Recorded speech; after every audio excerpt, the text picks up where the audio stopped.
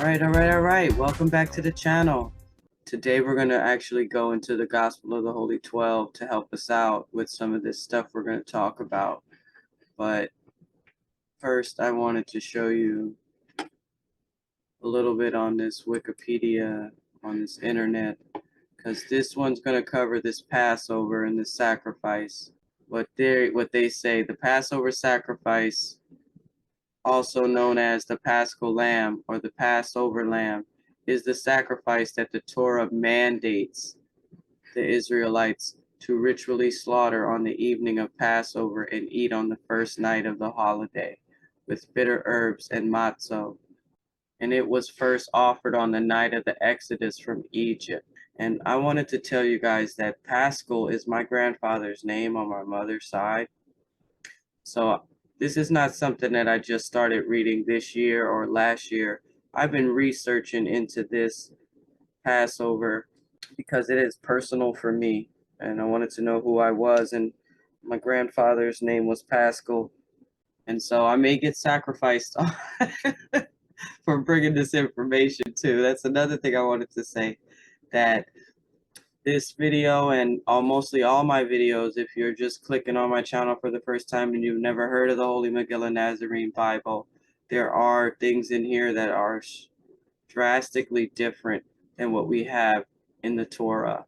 In the book of Moses, during the Exodus, Moses has a conversation with Aaron about this sacrifice of the lamb and stuff. But this is from the Megillah. This is the book of Moses, chapter 8, and this is where Moses leads the Exodus.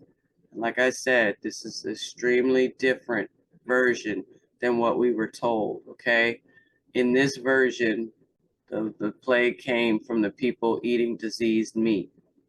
And then when Moses got back from Cush, back to Egypt, he ended up talking to his dad and then telling Pharaoh that, and advising the Pharaoh to order an edict warning the people to abstain from the diseased meat.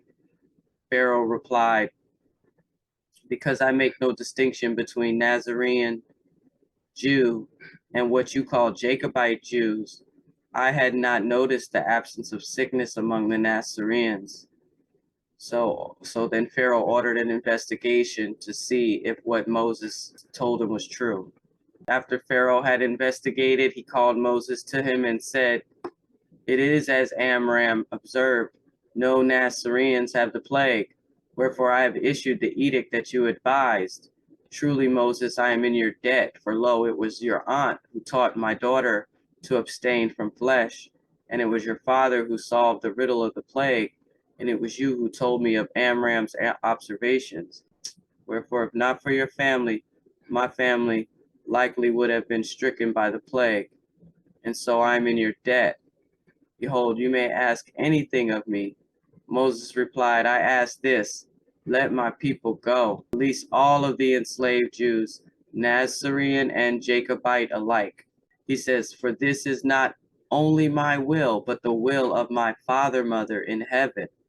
Pharaoh said, "My advisors will protest, but my word will stand. I will honor your request. I will free all of the enslaved Jews." So this story is way different. See, Moses asked one more thing. He said, "Could you arrange a meeting between myself and the leader of the Jacobite Jews? His name is Aaron, and he is their high priest." Because in this version, Moses and Aaron are not brothers.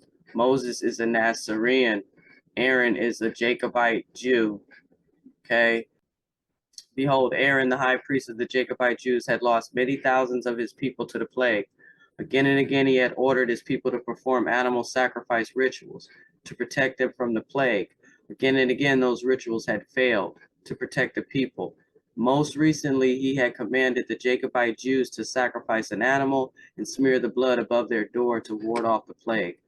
Wherefore, when Moses told Aaron of his arrangement with Pharaoh to free all of the Jews, both Nazarene and Jacobite, Aaron declared, "Finally, Yahweh has accepted our sacrifices. Yea, he was pleased by the blood above our doors. Wherefore, he has now freed us." Moses replied, "Yahweh is not pleased by your bloody sacrifices, nor is Yahweh pleased by your burnt offerings. Neither is Yahweh pleased by the blood you smear above your door.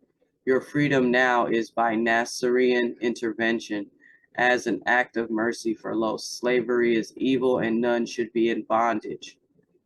Okay, so that's all we're going to read from this book of Moses. But now we're going to just jump over to the Gospel of the Holy 12, because they got a little something on the Passover too. If you're not familiar with the Gospel of the Holy 12, you better get familiar with it. This is lection 71 on the cleansing of the temple. The Jews' Passover was at hand, and Jesus went up again from Bethany into Jerusalem, and he found in the temple those that sold oxen and sheep and doves, and the changers of money, sitting. And when he had made a scourge of 7 cords, he drove them out of the temple, and loosed the sheep and the oxen and the doves, and poured out the changers' money, and overthrew the tables, and said unto them, Take these things hence. Make not my Father's house a house of merchandise.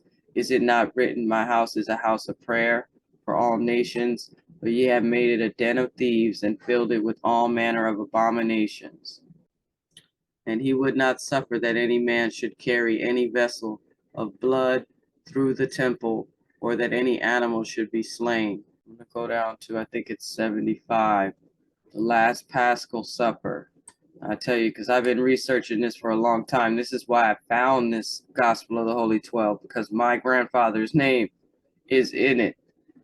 And I wanted to know, lection 75, verse 7. And John spake in the Spirit, saying, Behold the Lamb of God, the good shepherd, which giveth his life for the sheep. And Judas was troubled at these words, for he knew that he should betray him.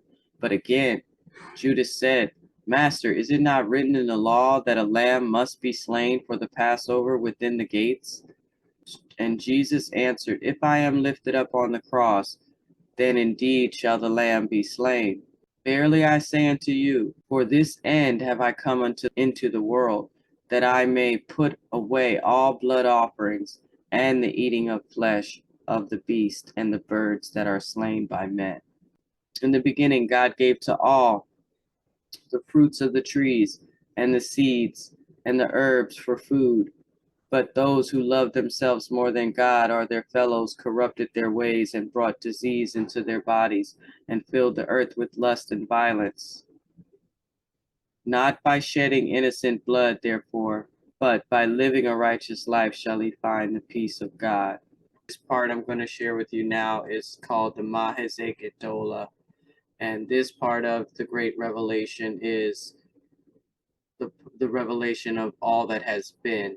And so it helped me. So I want to share it with you, because it helped me to be able to understand where animal sacrifice and human sacrifice came into play at. So we're going to jump over there now. It's chapter 10, Nazarene book of Genesis, and we're going to start at verse 124. Behold, Abigail saw within himself the coming of Abraham and Sarah to plant the tree of life in this world. He saw Lucifer attempt to prevent the planting. He saw his own conception by Adam and Eve before their fall. He saw their fall into the killing and eating of animals, when they obeyed the voice of Lucifer rather than the voice of Elohim within. Abigail saw that now the garden was polluted. Satanic seed was mixed with God's seed. Now there were 2 spirals planted in this garden, the upward spiral into heavenly realms of light and bliss, and the downward spiral into hellish realms of darkness and pain. Behold, the downward spiral always existed as a possibility, but now on this world, as in many other worlds, the downward spiral was an actuality. And lo, at the moment it was made manifest, many thousand of demonic entities of various types flocked into this world, some with bodies, some disembodied. Some of the disembodied were called pain suckers, for they feed on the emotional pain of other beings. And all pain suckers are of the family called parasites. The most dangerous of the suckers are those called pain farmers, for they plant seeds of discord in order to increase their harvest of pain. Yea, they teach the art of weapon making and encourage warfare and 1,000 other evil things. And they do this by whispering in the minds of not only their willing servants, but even their unsuspecting hosts. for the unsuspecting host thinks the demonic suggestion whispering in his mind is his own idea. And Abigail perceived how the demons were able to enter the bodies of their unsuspecting hosts, although the laws of nature work against demonic possession, for no entity should be able to enter the Beit Ha'ara, ovum of light, of another without permission. The demons found that they could slow the vibration and thereby weaken the Majin Ha'ara, the shield of light, of creatures by getting them to eat flesh.